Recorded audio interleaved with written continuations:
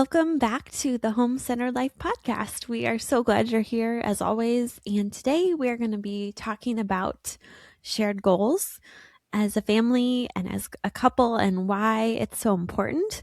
And Michael's going to do the explaining of why it's important. But first, for those of you that are watching on YouTube, you will notice I'm looking extremely pale today and we cannot figure out why. Our best guess is Michael's wearing a white shirt and I'm wearing black, but I feel like I look like vampire-ish pale right now. Yeah. So for those of you that are listening, either you're missing out or you're not missing out, depending on your definition of what you enjoy. So yeah, I'm just calling that out for all of you that are like, what is happening to Christina today? I'm fine. I'm healthy. I just had some almonds, so I'm doing great. How are you doing, hon? I'm doing well. Yeah. This is a lesson in how sometimes you just still need to just hit record and go, because we have 3 kids and we have a pretty definitive amount of time. And if we mess around with camera settings instead of just hitting record and going, this will never get out into the world ever. It's so true. So, actually, perfect can be the enemy of good enough. That's what I was going to say. We've been using that phrase a lot as a family, and it's been really resonating with just a lot of things in life. Perfect being the enemy of good. And I don't know who originally coined that term, but it's been really like resonating with me in this season of life and things we feel called to and the things we want to do and how often we just let that get in the way. Yeah. So that's why we're showing up. I'm just going to go with the like Twilight. I'm a Twilight vampire. Yeah. That's what I'm going for today. Team Edward. I wish I had the sparkly skin though. That was pretty cool. So I'm going to put glitter I know. tallow cream. And then you'll be a true vampire. That's like that episode of Parks and Rec where Anne Tom are living together. Then she puts sparkles into his face cream. Do you remember that one? Yeah, I know. You put sparkles in everything. Yeah, I love it. Anyway, okay, back to shared goals. Shared goals. So, yeah, kind of like the perfect is the enemy of good. We've been talking, I feel like, especially in the last few months, about why shared goals are so important. And so I'd love for you to just kick it off and kind of give a background of what we mean by shared goals and also why we believe and are realizing more and more as we live more life together, why it is so important. Yeah. I think this first fully crystallized on like a conscious level when I was talking with one of my clients, and he is a little older, but still wants to get married, have kids. He's successful as a business owner, but that's a dimension of his life that he wants to still grow and succeed in. And he was talking about all the things he is looking for. And it was all the classic, like attraction, compatibility, that kind of stuff. And I just found myself thinking like, what about shared goals? Why is that not on the list? And that's basically what I told him was like, I think I'm kind of realizing, not for the first time, but again, that when something moves from the subconscious up to the conscious, it's like, I think I'm putting words to it for the first time, that this might be one of, if not the most important things. And we keep having experiences in our own life, in our own marriage, in our own adventure. But then also I keep hearing stories of things going well for some people and things not going well for some people.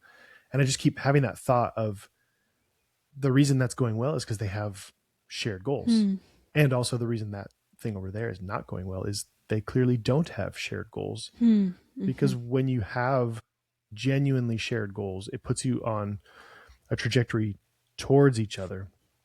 If you're watching this, instead of living parallel lives where you just kind of coexist, or even divergent lives where you're both pursuing your own things, and so you're kind of forever moving apart. Shared goals orient you towards something so that the more you lean into it, the closer you become together over time as you pursue that. And I think as we move towards selling this house and going on our adventure and with buying the land and building a house, the thing that is keeping me from freaking out and the thing that's keeping me from wondering like, is the stress of this going to take a toll on our family, on our marriage? The thing that's calming me is that I know it's a shared goal. We've talked about it for so long. It's not my idea that I'm forcing you to follow, or vice versa. Yeah. And so when I do have my moments of like, is this going to work? That's what I come back to. Well, even if the specific thing falls apart, it won't destroy our family. It won't destroy our marriage because it's a shared goal. Yeah. It's something we're working on together. Yeah. There's a lot of things to unpack there, I feel like. But the importance of that coming togetherness, that working towards one another, whatever it is, I think that's been one of the biggest hallmarks of our marriage is choosing togetherness. And I was specifically, I don't know why this example came in my mind, but I was remembering, it was only a few years ago, but I've always had the dream, to live on a farm and have land and, be outside as much as possible. And before we were in this house, we didn't have any of those things. We had a, tiny yard and, I was gardening, but it was different. And we were living in Oregon. And then we moved here and, we had land for the first time. And it was like a step towards that. But then once we had our first daughter, there was another step towards that. And then I think the big shift came for, this dream to like farm and raise our own food and raise animals and homestead and help other families do that was really when we went to the Homestead Festival back in 2022, I think. Was that? I think it was maybe it was 2023. I think I already forgot. I think it's 23, yeah. Okay, so I'm sharing this story because I don't think we've shared it before here, but we went to the Homestead Festival. It's literally called the Homestead Festival. And I think it's in Columbia, Tennessee. It's at Rory Feek's home at the Hardison Mill. And I remember hearing about it for the first time and like watched their promo video and I just started sobbing. Do you remember that? I showed you the video and I was just like tears were running over my face. And I said to you guys, like, I think we need to do this. And I was so excited. I was so set on going. And at the time, I think, that dream wasn't alive in you yet, but I knew we had to go. And you were like, okay, let's do this thing, and this was one of those, I think one of the only pieces in our marriage and life that it felt like I wanted it more than you at the time. Yeah. And then we went and I feel like it was such an answer to prayer and it was the shift. It was like the starting point for you. And then ever since then, we've been doing this thing together. And, it's how crazy is it that we're going to like be converting conventional agriculture into regenerative? And I don't think could you have ever imagined that we're buying this land and building a house to do that as much as possible? I don't know. I'm just curious. When I share that story, what do you think about? Yeah. When you share that story, I think about how in some ways that trip to the homesteading festival almost didn't happen. And I can't even remember why.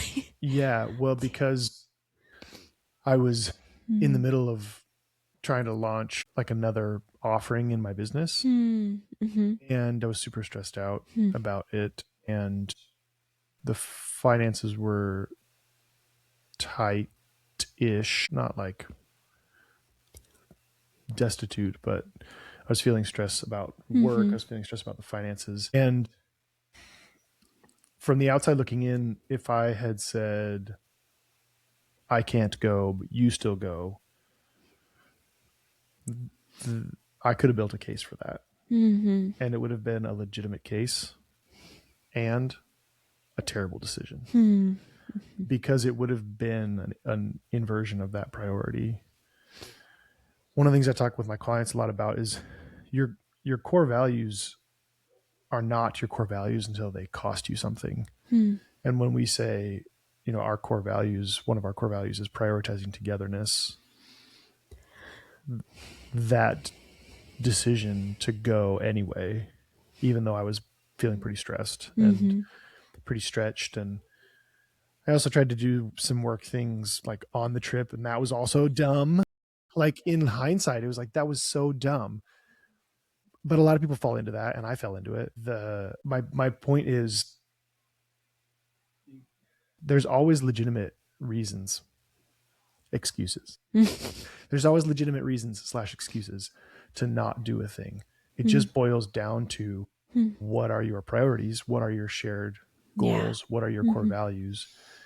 And I don't know that at that point, homesteading was something I was excited about. I would say no. Yeah. From the outside looking in. From the outside looking in, right? That's pretty indicative. So I wasn't yet sold on that, but I was sold on prioritizing togetherness and shared values and shared goals. And that was like you said, that was like the only time where it was like a little lopsided. I know. Where I feel like that too. It was kind of your thing that I was getting sucked into. And I know that can sometimes happen, but when you're committed to trying to figure out what story you're going to write together, there are going to be times where the story goes a little bit towards like something one person wanted, but then there's going to be other times where it goes back the other way. And I feel like that is what writing a story together, that's part of it. There's things we do that neither of us ever thought of. And then there's also times where it's something you've always wanted, but I'm like, whatever. And vice versa. It's all of those things. Yeah. So, but I think I do see a lot of men, especially husbands, especially, come up with valid reasons for not participating. But what I would say to them is that you're demonstrating that you're not willing to prioritize togetherness. You're demonstrating that you don't understand the value of shared goals. Your excuse is legit, but you're still wrong. Because it's an inversion of priorities. It would be for us. And I think the point of this episode is to say, you should prioritize shared goals. That should be a priority. The benefits are countless. And I'm at the point now where I would say, I think any relationship, any marriage, I think it can work if it has that one thing. And I don't think anything else even comes close to mattering as much as that, which is an insane thing to say. But if you have shared goals and you're constantly on a trajectory towards closer and closer to each other, everything else comes after that, so far as I can tell. And the goals can look like so many different things. Yeah.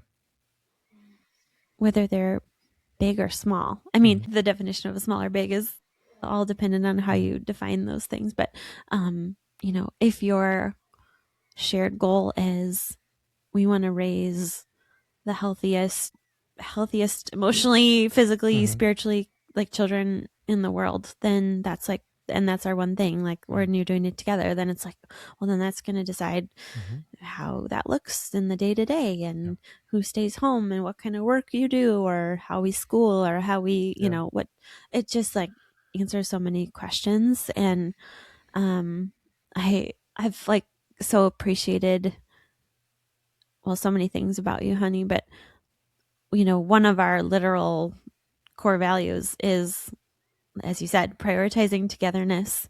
And we say it every Saturday. We go through our guiding principles, as the kids say. Guiding pimples. Guiding pimples. Our son, who's 2, calls them guiding pimples, which I love. So our guiding pimples, we go through those every Saturday and talk about that. And so we're saying it over and over again, reminding each other of that. And then I'm gonna share this because I know you'll appreciate, like, you'll be okay if I say this. And there's times where there's something we have to do. Oftentimes it's like going to church, or not that it's a have to, but there's certain things we've said yes to, and I'll offer to you, and I say, well, I can just go with the kids, and I'm like trying to bless you by saying I'll just go. And then you come back and you're like, you basically say, no, that's not in alignment with our values of prioritizing togetherness. And you've said that enough, and I've offered enough where I'm realizing, I think I always put it out there just in case, like, you really need an out. I don't actually want to do that myself, but you often are like, no, that's not our values. So again, if you're focusing on those things as a family, it does simplify a lot of those decisions. And we had a trip we were supposed to take back to Portland recently, and we all got sick, and we literally, again, I sort of gave you, I was like, well, you could just go. And I didn't want you to go without us, but you were like, no, hun, I'm not going to do that, because that's not prioritizing togetherness. And, so we rescheduled that, and it can feel complicated, but if you have those like big tenets in your life, it does simplify things. And so maybe for the person who's hearing this, I'm saying, I don't even know where to start, or my husband and I, or my wife and I are on such different paths. Where would you say they should begin? I think there's three things, but the first one is just repeating what I already said, because it's so important. The more I think about it, the more I think it's the most important thing. And the reason I say that is because to explain how to tactically do it, if you haven't yet realized how important it is, it's sort of silly, right? I was talking with one client, and he wanted to sell their house and move, and his wife didn't. And he's, should I sell or not? I was like, it's obvious you should not sell and move, because she doesn't want to yet. Is it the right decision to sell or move strategically and financially? That's not the question. The question is, what's going to prioritize togetherness? What's going to create shared goals? Yeah, what's going to push you closer together? And selling their home when she has voiced she doesn't want to is not going to push you closer together. And we could go example after example of like how deprioritizing it causes problems, and prioritizing togetherness and shared goals creates so many beautiful things. But if you begin to realize, like, this is one of, if not the most important things to the health and success of your marriage. Because after all, if you have a goal, what is the point of getting there if you arrive alone? What is the point? And so people are like, well, I have these goals and I want this, and my spouse just needs to get on board. You're missing the point. What is the point of achieving that goal if you arrive at that destination alone? Yeah. It's only worthwhile if you arrive there, if you arrive there together. Yeah. Otherwise, what's the point? Yeah. Oh, I get fired up because, I mean, you mentioned this, but we have so many examples of people that have chosen or not chosen, whether it's, one person's going on the path and the other person just sort of quietly stands by, but then they're like just living. I'm thinking of a person we know who's, I don't even, a multimillionaire. I don't know. Yep. Multiple businesses, has a giant house, and his spouse is so unhappy. Yeah. And she's literally told me, I never wanted that. Yeah. I never wanted him to make that much money. Yeah. And yet he chose it, and they're not okay, you know? And it just, and their kids, I'm sure, feel that. Their kids are young, but I mean, that your kids are aware when, when you're choosing one another versus choosing the business or choosing whatever. And my heart just breaks, Well, even the story you told me earlier about the couple that's getting a divorce. Yeah. And they've worked on this business of theirs together.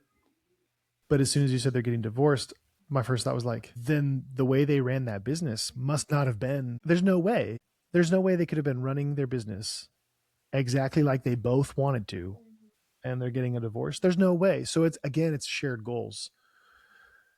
But to answer the question more specifically, after number one, just I would say if you're wondering where to start and you don't yet realize that this is one of, if not the most important things, at least add it to your list of like a healthy marriage, a healthy relationship has shared goals.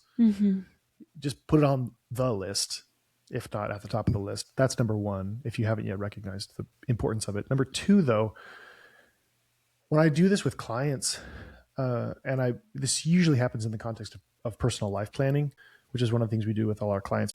The second thing I'll say, which is the first step in the actual process, is having each person write down their goals. And what you'll find is that most people are really bad at it. And that creates a sketchy foundation for shared goals. Most people are really bad. And what you'll usually have is both people in the relationship are bad at it, or one's good at it and one's bad at it. And so then their marriage ends up being a reflection of the one person who is better at it. And then the other person is just tagging along. Because they're like, well, I didn't know what I wanted, so I guess I'll just do whatever they want because they've got the more concrete vision. That's okay. No, it's not okay, actually. I was going to try and say that's an okay way to go through it. I don't recommend that, actually. That's terrible. It has consequences because the one person is just ends up being an independent, codependent relationship instead of a healthy interdependent relationship. So sitting down and writing out, okay, if it were just me, what would I want? What would be my goals? And the other person does that also like separately. And then the third step is to get together with the expectation that you're going to share. I'm going to share what I wrote down. I want you to share what you wrote down. And it's got to be written down. Otherwise, the person who's weaker in this area will start morphing. You got to write it down. So you can't be like, oh, I also said homesteading. Like, no, you didn't. It's not there. Write it down and then come together, share them, but then put them on the back burner and prioritize the story you're going to write together. Yeah. I remember when we were, well, it was just for this particular part I was at. You're going to say the Donald Miller story? Miller, oh, yeah. Okay, I was when thinking about that. When I was at his house, that's what he said. He's like, if it was just my story, I would be living in a cabin by myself on Orcas Island and writing books. And if it was just my wife's story, she'd live in a small apartment, I think in Paris, above a bookstore and a bakery. And a bakery. Yeah. I remember that. Yeah. But then he said, but that's not the point. The point is not what story would I have written or what story would she have written. It's what story are we going to write together? And so the story they're writing together is amazing. And it's neither of those things at all. Yeah. The story they're writing together bears no resemblance to what they individually would have done. And I think this is a critical thing for people to understand. If you have a clear goal, that's amazing. But if you can't back burner it for the sake of your shared goals, that's insecurity. A person who can't back burner their own goals for the sake of shared goals is demonstrating insecurity.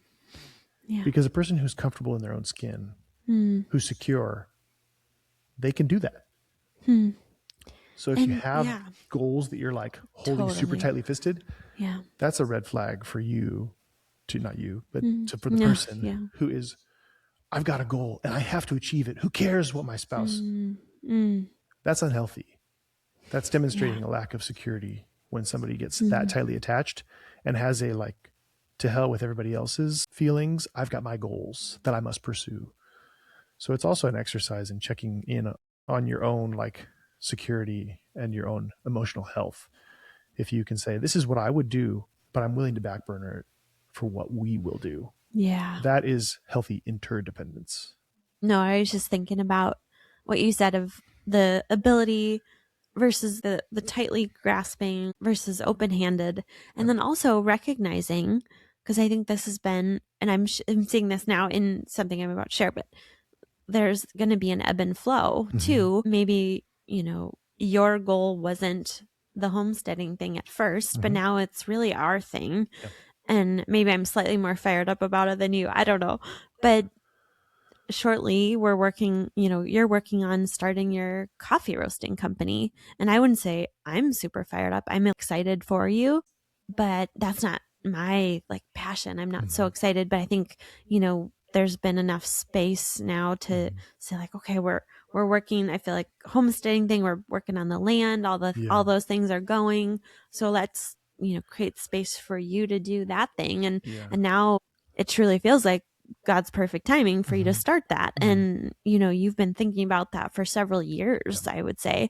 And now it seems like it's actually a really good time to do that. And so to remember too, the open-handedness invites, you know, the ability to say, okay, like there's going to be an ebb and flow. And so maybe it's a little more this person's thing, but I'm going to join them in it. And now like this creative space now will do your thing a little bit more, but it's still our thing, you know? And I think I'm excited to support you in that. Mm-hmm. And yeah, so again, it's not an either or, it's a ebb and flow. And then I think too, just to add to that, the more you pursue the shared goals and the togetherness, I think you kind of end up not in a weird way becoming more like one another, but you naturally then do end up sharing more goals. You know, I mean, just saying the silly example of how we love to watch Dancing with the Stars and eat delicious popcorn on our popcorn. What's that? Oh, the Whirly Pop. Yeah. Yep. And I mean, that's a new thing, but I got super excited about it. And you were open-minded enough to be like, I want to do that. And now we're going to the Dancing with the Stars tour, and we got tickets to see Derek Huff. And sometimes I daydream about things, by the way. Going, two separate that we're going to. 2026. I daydream about getting on the show, but even that we're like, well, we'd have to both be on it at the same time because we wouldn't want to like be doing that apart. So yeah, that's the thing. Yeah, and the coffee roasting business is a good example because it is still prioritizing togetherness because the way we're talking about doing it. Yeah, you should share a little bit about that. And so just to use it as an example, to use it as a case study, we're not talking about buying a $100,000 coffee roaster and then creating a business where I roast 5,000 pounds of coffee per week. Mm-hmm. Which is hours and hours and hours and hours of time. Hours and hours.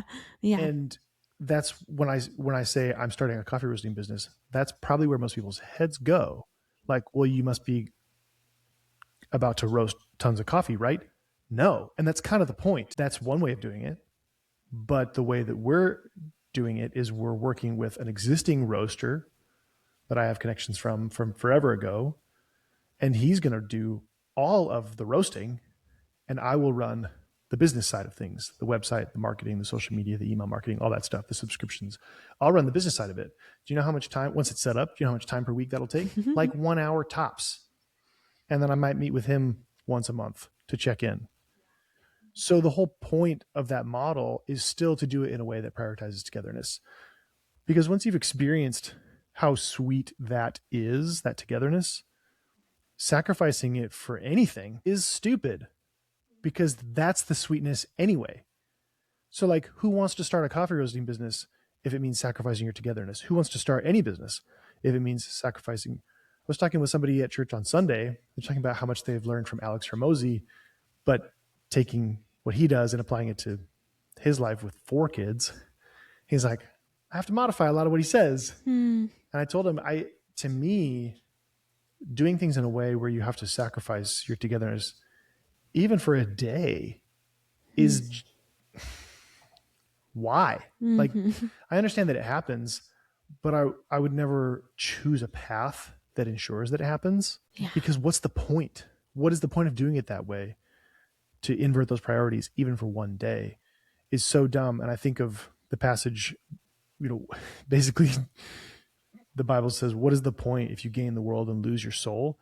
And I kind of feel the same way about this. Like, what is the point if you achieve your goal, but you lose your togetherness? What is the point? Sure, you did it. Great. Now you're alone. And it just seems like a really tired way of doing things. It's just so cliche to like flip those priorities to accomplish the goal. Yeah. What is the point? Again, if you arrive at that goal, that destination by yourself. And this is why this is called the Home Centered Life Podcast, because really, in the end, that's what it's about, right? Mm-hmm. And I think, too, we've been talking a lot about, I'm saying this maybe just as what I'm about to say, as a reminder to the people that are maybe frustrated by the way life is being done right now and in general culture, the dual income, both people go off to work, kids go to daycare, busy, busy, busy.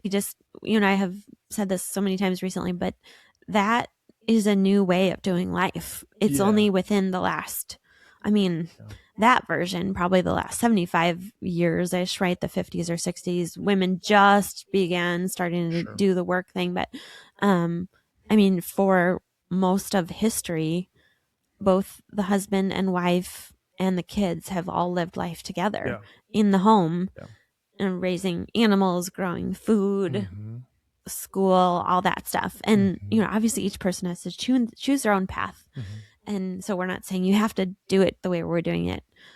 I mean, I think it's the best, but I mean, I want, we always say that I want you to feel the best about the way you're doing things, but it's a new way of doing things. And so that doing things separately, parallel lives, only coming home and maybe eating dinner together once a week, that whole thing is all new. So if your soul is feeling tired, or if you feel that angst or ache in your heart because you want to do more life as a family, I would say that's good and right. And I think the way it should be, and historically is the way it has been for a long time. So I say that mostly to give people hope and encouragement, and to lovingly question the way you're doing life as a family, because if you're not loving it, if one or both of you are not thriving, then maybe it's time to question it and say, how could we do it differently? And begin making some radical shifts, or, small, big or medium or whatever, to live more life together. And I think, to your point, it's always a good set of questions to ask: what is historically normal, and what does the most current research say? And if they say the same thing, I think that is worth paying attention to. And in this case, the togetherness that we're describing is historically normal. Prior to about 150 years ago, it was absolutely just the way it was. So in the pie chart of human history, the way we do it now is so small. But also, the research is clear on this, that the way we do things that we think is normal, with everybody running around doing their own thing and having 5 cars just so everybody can make it to their own thing and not eating together. It's one of the reasons we only have one car. It's that decision over and over again. But my point, though, is it's historically normal to live this type of togetherness. It's historically normal to have shared goals. And the research on togetherness, sharing meals, slowing down, opting out, is also super clear that that's way better for the human person and the human family unit. Thanks so much for joining us today for our conversation on shared goals. We hope you found it both helpful and encouraging. And if you like this episode, we would love it if you'd subscribe to our YouTube channel. It's a great zero-cost way to support this podcast. You can also find us on Apple and Spotify. And on both Apple and Spotify, you can leave us up to a 5-star review. One of the amazing things about the world we live in today is you can help us live our home-centered life by liking, subscribing, and leaving a review. We so look forward to connecting with you again soon. Thank you so much for joining us as we seek to live a more